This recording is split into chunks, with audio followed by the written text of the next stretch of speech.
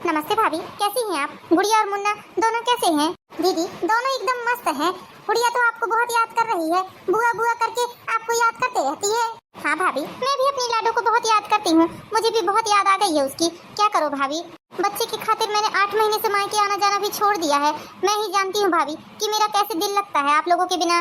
बस भाभी, अब 1 महीने की और बात है। 1 महीने के बाद जब भगवान मेरी गोद भर देगा तो बच्चा थोड़ा सा बड़ा हो जाएगा, फिर मैं अपने मायके आऊंगी जाऊंगी। हाँ दीदी, आना जाना तो लगा ही रहेगा।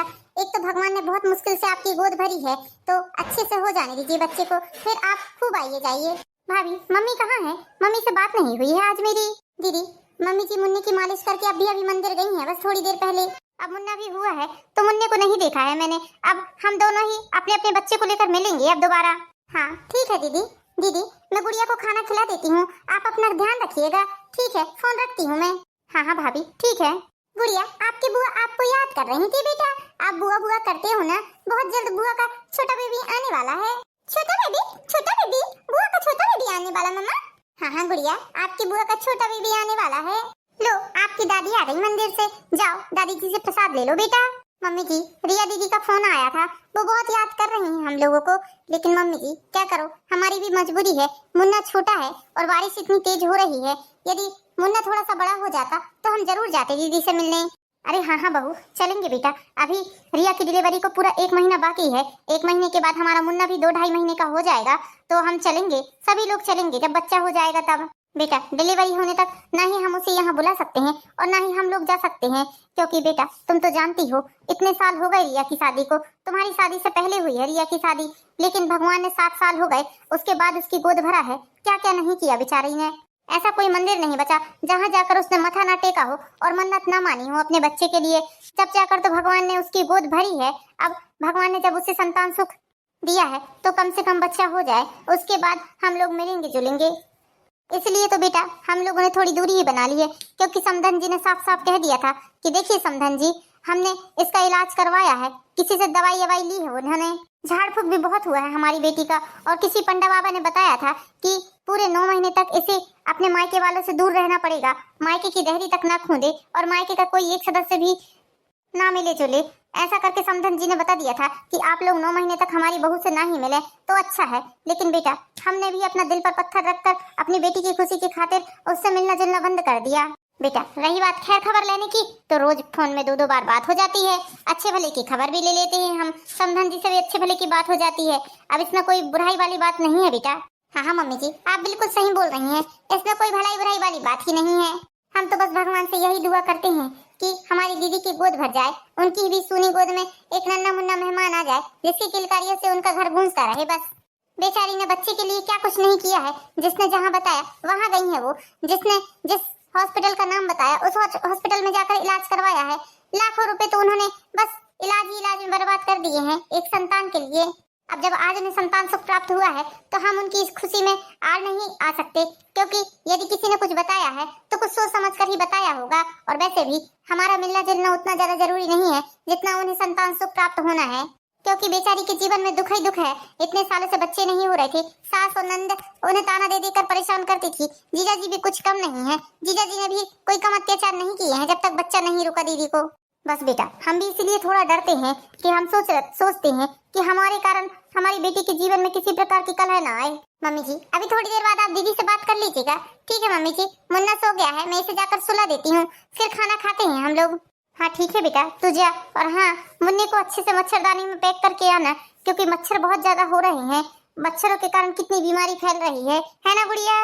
हाँ दादी, मच्छरों के कारण बहुत बीमारियाँ फैलती है।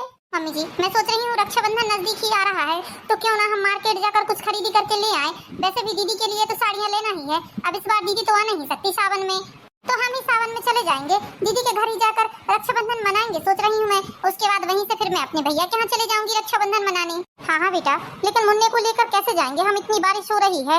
और देखो वैसे भी सतीश को भी इतनी फुर्सत नहीं है कि वो तुम्हें लेकर मार्केट जा सके, सुबह से जाता है सीधे शाम को ही वापस आ जाता है। हम ऑटो कर लेते हैं, ऑटो से चलेंगे। फिर बुआ जी भी आएंगी सावन में, उनके लिए भी तो साड़ी लेना है ना हमें। और हाँ बेटा मैं सोच रही थी क्यों ना इस बार हम फूफा जी के लिए भी कपड़े ले लें, क्योंकि फूफा जी को भी तो हमने कितने दिनों से कपड़े नहीं दिए हैं। जी मम्मी जी बिल्कुल, क्यों नहीं, वो हमारे सम्मानीय हैं और उनका सम्मान करना हमारा पूरा कर्तव्य है मम्मी जी। ठीक है बेटा, जा मुन्ने को सुला दो, फिर हम दोनों मिलकर रसोई में काम करने लगते हैं। क्यों जी, रक्षाबंधन नजदीक आ रहा है और आपने जीजी को एक बार भी फोन लगाकर ये नहीं बोला है कि जीजी कब आ रही हो या मैं तुम्हें लेने के लिए कब आ जाऊं? अपनी बहन को एक बार भी तो फोन लगाकर ऐसा बोलना चाहिए। सरला, तुम तो हो ना, तुम तो लगा देती हो दीदी को फोन, तो मुझे लगाने की क्या जरूरत है? जब भाभी पूछ रही है ननद को, तो भैया को पूछने की क्या जरूरत है भला? अरे ऐसा नहीं है जी, आपका फर्ज बनता है कम से कम साल भर में एक बार तो अपनी बहन को फोन लगाकर बोलना चाहिए कि मैं आ रहा हूँ लेने के लिए। ये कौन सी बात हुई भला कि मैं पूछती हूँ तो आप नहीं पूछोगे? राखी के त्योहार में हर बहन को ऐसा लगता है कि उसके भाई का एक फोन आ जाए और बोले कि मैं लेने आ रहा हूँ, भले ही दीदी आए और मत आए, लेकिन दिल में एक तसल्ली हो जाती है कि मेरे भाई का फोन तो आया था। अरे सरला, तुम्हारे होते हुए कभी मुझे ऐसा एहसास ही नहीं होता है कि मेरी बहन को पूछ रहा हूँ या नहीं पूछ रहा हूँ। तुम पूछ लेती हो इसलिए मुझे ध्यान ही नहीं रहता बाबा। अच्छा ठीक है, तुम नाराज मत हो, मैं फोन लगा लेता हूँ जीजी को और बोलता हूँ कि मैं आ रहा हूँ लेने या अभय को पहुँचा रहा हूँ। चाहे आप कितने भी बूढ़े हो जाओ, लेकिन एक बात याद रखना, कभी भी जीजी को पूछना मत भूलना, क्योंकि ये त्योहार ऐसा होता है कि हर बहन को एक बार जरूर मन में आता है कि झूठे मुंह उसके भाई ने पूछा भी नहीं कि जीजी कब आ रही है। और वैसे भी बड़ों से ही बच्चे सीखते हैं, तो हम जैसा करेंगे हमारे बच्चे भी हमारे बाद वैसा ही करेंगे, वो भी अपने घर की बेटी को इसी तरह पूछेंगे। देखिए जी, जिस दिन से अम्मा बाबूजी खत्म हुए हैं उस दिन से जीजी को मैं ही पूछ रही हूँ। आपने कभी एक बार भी जीजी को फोन लगाकर ये नहीं बोला है कि जीजी कब आ रही है सावन में। हालांकि जीजी ने कभी इस बात के लिए बोला नहीं है, लेकिन मैं जानती हूँ उनके दिल में कहीं ना कहीं इस बात को लेकर थोड़ा सा जरूर से दुख होगा। सरला, जीजी जब भी आती है मैंने उनके स्वागत सत्कार में कभी कोई कमी नहीं छोड़ी है, फिर तुम ऐसा क्यों बोल रही हो भला? अरे जी, भले ही आप ऐसे समय पे दीदी को कितना ही मान सम्मान दो, कितना ही स्वागत सत्कार करो, लेकिन सावन का त्योहार एक ऐसा होता है कि जब बहनों को जरूर लगता है कि हमारा भाई हमें एक बार पूछता, भले ही कुछ दे चाहे मत दे। बहन खुद इतनी समझदार होती है कि अपने भाई को बहुत अच्छे से समझती है, वो कभी किसी चीज के लिए जिद नहीं करती। मैं एक बहन होने के नाते ये बात समझ सकती हूँ। जब आप ही अपनी बहन को तीज त्योहार में नहीं पूछेंगे तो आपके बेटे भला आपकी बेटी को कैसे पूछेंगे? बताइए मुझे। आपको इतनी समझदारी तो होनी चाहिए। मैं आपको हर साल बोलती हूँ कि जीजी को फोन लगा लीजिए, जीजी को बुला लीजिए, उन्हें लेने चले जाइए। रक्षाबंधन का त्योहार बहनों का अकेले त्योहार थोड़ी ना होता है, भाइयों का भी त्योहार होता है। भाई बहन मिलकर इस त्योहार को मनाते हैं।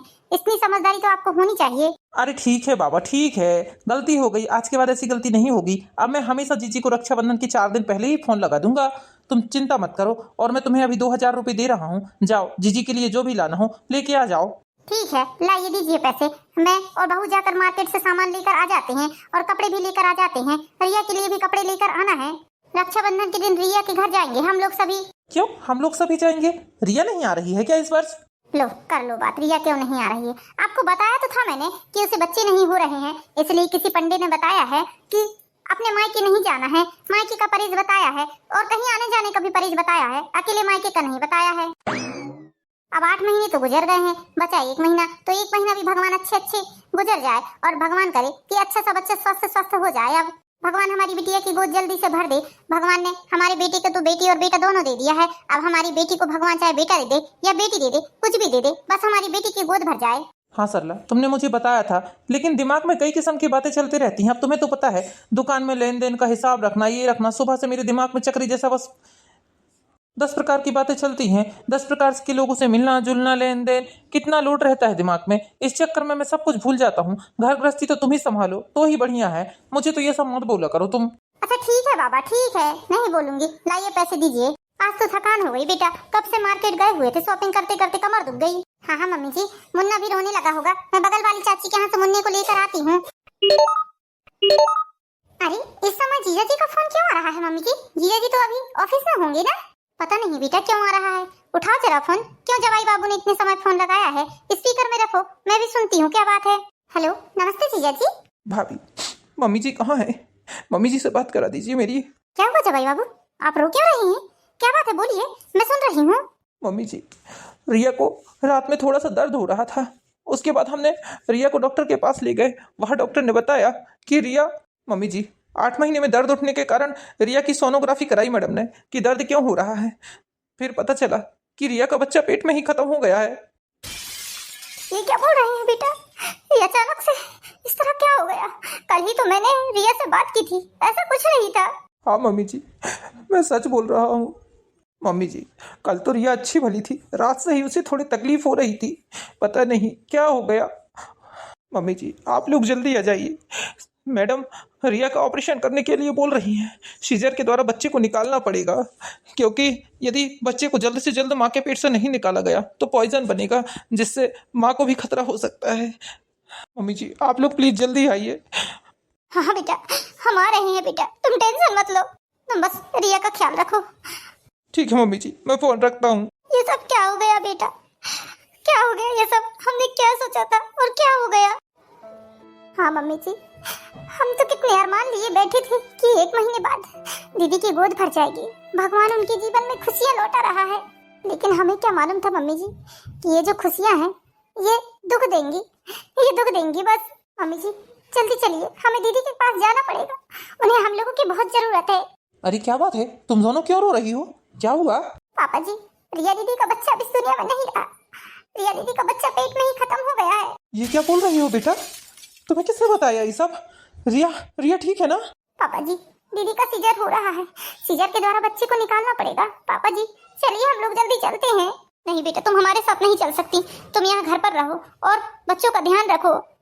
बच्चे छोटे हैं, उन्हें हॉस्पिटल में लेकर कहाँ पड़ी रहोगी तुम? और वैसे भी मुन्ना अभी बहुत छोटा है, उसे इस तरह हॉस्पिटल में ले जाना ठीक नहीं है बेटा, कई किस्म की बीमारियां फैल रही हैं। मैं और तुम्हारे पापा जा रहे हैं बेटा, तुम अभय को पहुंचा देना ऑफिस से आने के बाद। लेकिन मम्मी जी, मुझे भी दीदी के पास जाना है। बेटा, तुम्हारे जाने से बच्चा वापस नहीं आ जाएगा, लेकिन बेटा देखो, जो तुम्हारी गोद में है उसका ख्याल रखो, बच्चे का ध्यान रखना बहुत जरूरी है। अभी बच्चा छोटा है, बाद में चले जाना, जब रिया हॉस्पिटल से घर आ जाएगी तब चले जाना तुम। ठीक है मम्मी जी, चलिए जी, जल्दी चलिए, हमारी बेटी को हमारी बहुत ज्यादा जरूरत है। हे भगवान, क्या गुजर रही होगी बेचारी दीदी के ऊपर। एक तो भगवान ने इतने सालों के बाद उन्हें खुशी दी थी, माँ बनने का सौभाग्य दिया था, माँ बनने से पहले ही बेचारी का ये सब छीन लिया भगवान ने, उनकी कोख सूनी कर दी। 2 दिनों के बाद रक्षाबंधन है, बेचारी का इतना बड़ा त्योहार इस तरह बीतेगा कभी सोचा भी नहीं होगा उसने। कितनी खुश थी अपने बच्चे को लेकर, कितनी खुश थी बेचारी ने, बच्चे के खातिर 8 महीने से अपने मायके आना जाना तक छोड़ दिया था। जिसने जैसा बताया वैसा किया बेचारी ने, हर मंदिर हर मस्जिद में अपना माथा टेका है, कितनी मन्नतें मानी थी एक औलाद के लिए, और भगवान ने देने से पहले ही उन्हें छीन दिया। क्यों किया भगवान आपने ऐसा, क्यों किया? क्या मिला आपको ऐसा करने से? और वैसे भी अब तो सीजर से बच्चा हो रहा है, तो अब तो चांस भी नहीं है दीदी को दोबारा माँ बनने का। जीवन भर बेचारी बिन बच्चे की रह जाएंगी क्या? 2 दिनों के बाद जब रक्षाबंधन आता है, मम्मी जी आज रक्षाबंधन का त्योहार है और दीदी की हॉस्पिटल में छुट्टी भी नहीं हुई है, क्या करें मम्मी जी बताइए आप। बेटा, उसके लिए क्या तीज क्या त्योहार, उसे तो किसी चीज की सुध ही नहीं है, बस अपने बेटे के लिए रोए जा रही है, रोए जा रही है, बेसुध हो गई है बेचारी, बस यही बोलती है मुझे मेरा बच्चा ला कर दे दो, मुझे मेरा बच्चा ला कर दे दो। जवाई बाबू भी बेचारे रोते रहते हैं, उनकी सास भी रोती रहती हैं, क्या करें? हमें तो कुछ समझ में नहीं आ रहा है। हमारे बस में रहता ना बेटा, तो हम अपनी बेटी का ये दुख दूर कर देते। मम्मी जी, क्या डॉक्टर से इस बारे में सलाह हुई कि दोबारा दीदी कभी माँ बन सकती हैं या नहीं? बेटा, डॉक्टर ने साफ साफ मना कर दिया है कि रिया अभी कभी माँ नहीं बन सकती, क्योंकि यदि अब रिया कभी दोबारा माँ बनती है तो रिया की जान को खतरा रहेगा। ऐसे में ऐसा ना हो कि हम अपनी रिया को भी खो बैठे। क्या बात कर रही हैं मम्मी जी? हाँ बेटा, अब रिया कभी माँ नहीं बन सकती, उसे कभी संतान का सुख नहीं मिल सकता। बेटा, ये सब बात छोड़, तो मुन्ना और गुड़िया को राखी बंधवा दे और जा अपने मायके चली जा राखी बांधने के लिए। इस वर्ष तो जीजी भी नहीं आ रही हैं, जीजी के ससुराल में दुख का त्योहार है, इसलिए जीजी ससुराल जा रही हैं, फिर कल आएंगी वहाँ से। ठीक है मम्मी जी, अब त्योहार तो मनाना ही पड़ेगा, भले ही सुख से मनाए या दुख से मनाए, बच्चों की राखी है पहली, बच्चों को राखी तो बंधवा ही देती हूँ।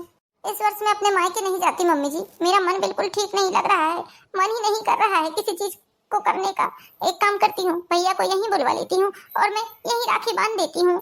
अरे बेटा देख, जो होना था तो हो गया, तू अपना त्योहार क्यों खराब कर रही है? जा, चली जा, समधन जी को भी अच्छा लगेगा, भले ही एक दिन के लिए चली जा, लेकिन चली जा बेटा। नहीं मम्मी जी, इस वर्ष मेरा बिल्कुल मन नहीं कर रहा है, मैं बच्चों को राखी बंधवा कर भैया को राखी बांध देती हूँ, भैया अभी आ जाएंगे, 10 मिनट की तो रास्ता है। मम्मी जी, उसके बाद हम शाम को रिया दीदी के घर भी चलेंगे, आज रिया दीदी की छुट्टी हो गई है, उनसे मिलने का फर्ज बनता है हमारा। हाँ बेटा ठीक है, चलेंगे। आओ गुड़िया बेटा, अपने भाई को राखी बांधो, कितनी प्यारी लग रही है हमारे बेटे के हाथ में ये लाल लाल राखी। हाँ बेटा, जाओ गुड़िया बेटा, अब आप खेलना, आपका काम हो गया है। मम्मी जी, मुझे आपसे कुछ बात करनी है। हाँ हाँ बोलो बेटा, क्या बात है? मम्मी जी, शायद आप इस फैसले से खुश होंगी या नहीं मुझे नहीं पता, लेकिन मम्मी जी, मैंने अपने मुन्ने को दीदी को गोद देने का सोचा है। बहू, ये क्या बोल रही हो? मुन्ने को तुम रिया को गोद दे रही हो? नहीं बहू, ऐसा नहीं हो सकता। हाँ प्रीति, तुमने ये सोचा भी कैसे कि हम अपने बेटे को रिया को गोद दे देंगे? अरे वो छोटा सा है, तुम्हें इतनी तो समझदारी होनी चाहिए ना। मैं आपकी बात समझ रही हूँ, लेकिन दीदी की हालत देखिए। भगवान ने एक तो इतने सालों बाद उन्हें संतान का सुख दिया था और वो भी छीन दिया है उनसे। तो देखिए, भगवान की दया से हमारे पास 2-2 बच्चे हैं। दीदी अब कभी दोबारा माँ नहीं बन सकती हैं, इसलिए जीजा जी भी बहुत अच्छे हैं और उनके ससुराल वाले भी सभी लोग बहुत अच्छे हैं। हमारा बच्चा बहुत अच्छे से रहेगा, उनके सुने जीवन में फिर से खुशियाँ आ जाएंगी। रक्षाबंधन में दीदी के लिए इससे बड़ा तोहफा और कुछ नहीं हो सकता। आप मेरी बात मानिए, जब मैं माँ होकर अपने बच्चे को दीदी को गोद देने के लिए तैयार हूँ, तो आप लोग क्यों नहीं हैं? प्रीति बेटा, मैं जानती हूँ तुम्हें रिया पर बहुत दया आ रही है, तुम तरस खाकर इतना बड़ा फैसला मत लो। देखो रिया बेटा, ये फैसला कोई 1-2 दिनों का नहीं है, तुम्हें हमेशा हमेशा के लिए अपने बच्चे से दूर होना पड़ेगा। इस चीज को यदि तुम बर्दाश्त कर सकती हो तो ही फैसला लेना। देखो, ये सब बोलना बहुत आसान होता है बेटा, तुम भावनाओं में बहकर इतना बड़ा फैसला ले रही हो, लेकिन बेटा ये सब बहुत मुश्किल है। तुम इस तरह से फैसला मत लो। तुम रिया पर तरस खाकर अपना बच्चा उसे मत दो बेटा, मेरी बात मानो। मम्मी जी, मैं जानती हूँ ये फैसला कोई छोटा मोटा फैसला नहीं है। मैं अपने बेटे को हमेशा हमेशा के लिए अपने से दूर कर रही हूँ, लेकिन मैंने बहुत सोच समझ कर ये फैसला लिया है। मम्मी जी, आप मुझे नादान मत समझिए, मैं इतनी ज्यादा नादान नहीं हूँ कि भावनाओं में बहकर इतना बड़ा फैसला ले लूंगी। मम्मी जी, मैं दीदी को अपना बच्चा गोद देकर उनके दुख को कम करना चाहती हूँ। मुझे ये मौका मिला है, मुझसे ये मौका मत छीनिए। मैं अपने दिल में पत्थर रख के अपने बेटे को दीदी को दे रही हूँ। मम्मी जी, उनकी खुशियों में जो ग्रहण लगा है, क्या आप नहीं चाहती हैं कि मेरे ऐसा करने से वो ग्रहण हट जाए, उनके जीवन में फिर से खुशियाँ आ जाए, उनके घर में किलकारियाँ गूंजने लगे? प्रीति, एक बार मुझसे तो पूछ लिया होता, इतना बड़ा फैसला लेने से पहले तुमने मुझसे पूछा भी नहीं। अरे मैं भी मुन्ना का पिता हूँ, तुम माँ हो, तुम उसके जीवन का फैसला ले सकती हो, तो क्या मैं नहीं ले सकता? मेरा भी अंश है, मेरा भी बेटा है वो। कैसे भाई हैं आप? क्या आपको अपनी बहन के हालत पर तरस नहीं आ रहा है जरा सा भी? अरे उनसे उनसे जाकर पूछिए, उनके दिल का हाल पूछिए आप। मैं औरत होकर समझ सकती हूँ कि एक औरत के जीवन में सबसे बड़ा दुख यही होता है कि वो कभी माँ नहीं बन सकती। जब एक लड़की की शादी होती है, उसके बाद उसका सबसे बड़ा अरमान माँ बनने का होता है, और उनके जीवन में सोचिए, ये सुख अब कभी नहीं आएगा, कभी नहीं आएगा। प्रीति, तुम कैसे अपने कलेजे के टुकड़े को किसी और को दे सकती हो? किसी और को नहीं, मैं अपनी ननद को दे रही हूँ, मैं अपने पति की बहन को दे रही हूँ। वो अपने भाई के अंश को बहुत संभाल कर रखेगी, बहुत प्यार से रखेंगी। मैं समझती हूँ, मैं जानती हूँ दीदी को। आप लोग भले ही ना जानो, लेकिन मैं जानती हूँ अपनी ननद को कि वो अपने जिगर से चिपका कर रखेगी, अपने कलेजे से लगा कर रखेगी मेरे बेटे को। ठीक है, यदि ये तुमने फैसला ले ही लिया है तो ठीक है। आज मैं अपने बेटे को खूब सीने से लगा लेती हूँ, कलेजे से चिपका लेती हूँ। आज अपने बेटे को मन भर देख लेती हूँ। उसके बाद कल कल जब भुजलिया का दिन रहेगा, तब हम अपने बेटे को अपनी दीदी को देंगे। बेटा, हम बहुत खुशकिस्मत हैं जो भगवान ने तुम जैसी बहू हमें दिया है, जो अपनी ननद के बारे में इतना सोच रही है, अपने कलेजे के टुकड़े को दे रही है। वो उसके सोने जीवन में फिर से खुशियां भर रही हो। बेटा, भगवान तुम्हें खूब खुश रखे और जल्द से जल्द तुम्हें फिर से माँ बनने का सौभाग्य प्राप्त हो। हाँ बेटा, धन्य है हम जो भगवान ने हमें तुम जैसी बहू दिया है। मम्मी जी, शायद मेरे बेटे का जन्म किसी का परोपकार करने के लिए ही हुआ है। भैया, अब मैं कभी माँ नहीं बन सकती, मेरे घर में कभी किलकारियां नहीं गूंजेंगी। भगवान ने मुझसे ये सुख छीन लिया है। भैया उठिए, अपनी बहन को रक्षाबंधन का शगुन नहीं देंगे आप? आइए, जाइए, दीदी को शगुन दीजिए। रिया, हम तेरा गया हुआ बच्चा तो नहीं लौटा सकते, लेकिन रिया, हम अपने बेटे को देकर तेरी उजड़ी हुई गोद जरूर भर सकते हैं। नहीं भैया, आप ऐसा नहीं कर सकते। आप एक माँ से उसके बच्चे को छीनकर आप मुझे दे रही हैं। दीदी, ये फैसला मेरा ही है, मैं ही अपने बेटे को आपको दे रही हूँ, और मुझे पता है कि मेरा बेटा किसी दूसरे के हाथ में नहीं जा रहा है। भैया भाभी, मैं आपकी भावनाओं की कद्र करता हूँ, लेकिन भैया भाभी, जो दुख भगवान ने हमें दे दिया है उसे कोई नहीं मिटा सकता। भैया भाभी, अब हम लोग कभी माँ बाप नहीं बन सकते, ये तो तय है, लेकिन भैया भाभी, इसका मतलब ये नहीं है कि आप लोग दया खाकर अपना बच्चा हमें दे दें। भैया भाभी, ये कोई 1-2 दिन का फैसला नहीं है।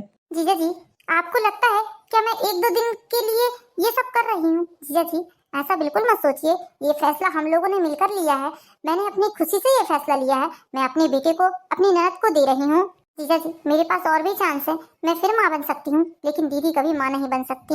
और मैं अपना बच्चा किसी गैर को नहीं दे रही हूँ, अपनी बहन जैसी ननद को दे रही हूँ। मुझे पता है ये बच्चा बहुत सुरक्षित रहेगा, बहुत ध्यान रखेंगी दीदी। बहन, ये उपहार तो स्वीकार नहीं करेगी मीरा। लेकिन भैया, आज तक किसी भैया भाभी ने अपनी बहन, अपनी ननद के लिए ऐसा नहीं किया होगा जो आप लोग मेरे लिए कर रहे हैं। दीदी, सारी कागजी कार्रवाई हो गई है, आप इसकी चिंता मत करिए। मैं जीवन में कभी भी इस बच्चे पर अपना हक नहीं जताऊंगी, इस चीज से निश्चय कर रही है आप। ये बच्चा आज से और अभी से आपका है और हमेशा आपका ही बेटा कहलाएगा। इस बच्चे पर आपका ही हक है, आप लोग इसके माता पिता हो। जीवन में ये बात कभी मत सोचिएगा कि इस पर मैं अपना हक जताऊंगी या आपके भैया। दीदी, आप मेरे और अपने भैया के बारे में जरा भी चिंता मत करिए, मुझे ऊपर वाले पर पूरा यकीन है। हम लोग अच्छा ही कर रहे हैं, परोपकार का काम कर रहे हैं, हम कोई गलत काम नहीं कर रहे हैं। हमारे पास एक बेटी है, हम अपनी बेटी में बहुत खुश रहेंगे। और हाँ, दोबारा और मुझे चांस है, मैं फिर माँ बन जाऊंगी, लेकिन आप कभी नहीं बन सकती। इस बात को सोचिए, इस बच्चे को स्वीकार करिए और अपने जीवन को खुशमय बनाइए। आपका दुख पूरी तरह से खत्म तो नहीं कर सकती, लेकिन ये बच्चा आपके जीवन में खुशियाँ जरूर लेकर आएगा। भाभी, आपकी गोद उजाड़कर मैं अपनी गोद कैसे भर लूं, बताइए। दीदी, मेरी गोद नहीं उजाड़ रही है, मेरी गोद तो भरी है, आप चिंता मत करिए मेरी। और वैसे भी ये बच्चा आपके पास जा रहा है तो मुझे खुशी है इस बात की। ये लो रिया, अपने बच्चे को संभालो। भैया भाभी, आपके इस बच्चे को मैं अपने कलेजे से लगा कर रखूंगी, कभी कोई शिकायत का मौका नहीं दूंगी। आप लोगों ने मेरे सोने जीवन में जो खुशियां भरी हैं, उसका एहसान मैं कभी नहीं भूल सकती, कभी नहीं। तो दोस्तों, कैसी लगी आपको ये प्यारी सी कहानी? इसी तरह की प्यारी प्यारी मोरल स्टोरीज देखने के लिए हमारे चैनल पर एंड ब्लॉग को लाइक कीजिए, सब्सक्राइब कीजिए। मिलते हैं नेक्स्ट वीडियो में दोस्तों, जब तक के लिए बाय बाय।